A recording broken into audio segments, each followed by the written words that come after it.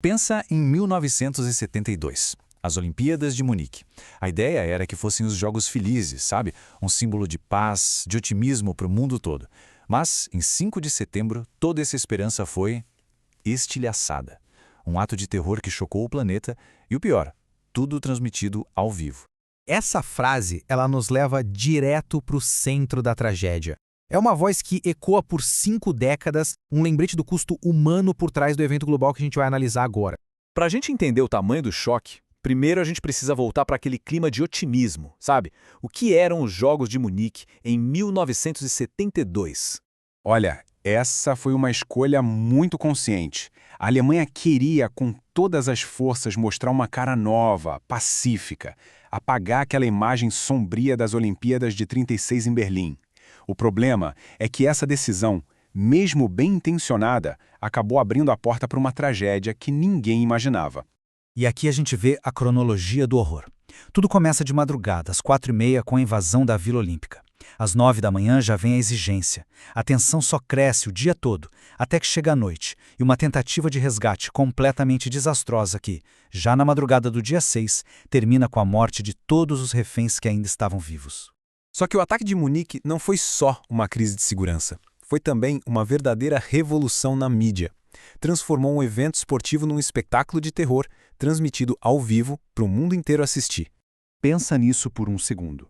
Foi a primeira vez na história que milhões e milhões de pessoas acompanharam uma crise de reféns se desenrolar em tempo real. Isso mudou a cobertura de notícias para sempre. E foi aí que nasceu o jornalismo de crise como a gente conhece hoje. Jornalistas que estavam ali para cobrir natação, atletismo, de repente viraram correspondentes de guerra. E o pior, os terroristas podiam simplesmente ligar a TV e assistir a cada movimento da polícia. Era um dilema tático e ético absurdo, nunca visto antes. A tragédia toda foi ainda pior por causa de uma sequência de erros catastróficos das autoridades, que não estavam nem um pouco preparadas. E essa falha, ela ia levar a uma reinvenção total da segurança alemã. Essa é a pergunta que ficou ecoando na Alemanha por décadas. E a resposta, infelizmente, está numa série de erros fatais, um atrás do outro. O que a gente vê aqui é simplesmente um colapso total de estratégia. Primeiro, o plano de resgate que passou na TV. Depois, uma emboscada que foi descoberta. E para completar, um tiroteio totalmente caótico. Cada erro foi custando vidas e ensinou da pior maneira possível que era preciso ter forças especializadas para lidar com esse tipo de situação. E das cinzas desse fracasso gigantesco, a Alemanha criou uma das unidades de contra-terrorismo mais respeitadas e eficientes do mundo, a GSG-9. Uma resposta direta, poderosa àquela tragédia. Depois do massacre, Israel chegou à conclusão de que não podia contar com a justiça internacional. E aí, o país lançou a sua própria guerra secreta de vingança. Isso não foi um ato isolado, foi uma campanha sistemática, organizada, autorizada pelo Estado, com um objetivo claro: caçar e eliminar todos os envolvidos no ataque. Uma operação executada nas sombras durante anos.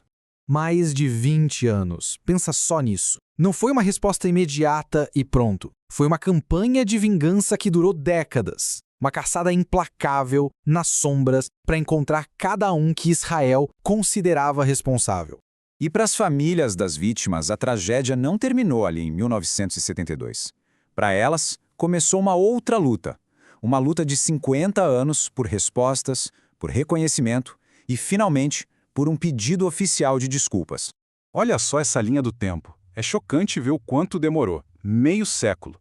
Meio século de uma luta que o próprio presidente alemão chamou de uma era de silêncio, negação e esquecimento, até que finalmente viesse um reconhecimento.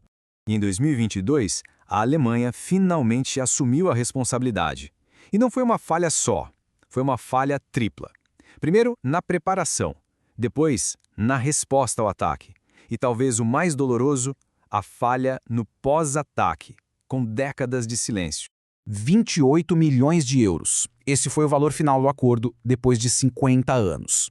É claro que dinheiro nenhum apaga a dor, mas esse número representa o reconhecimento da falha do Estado.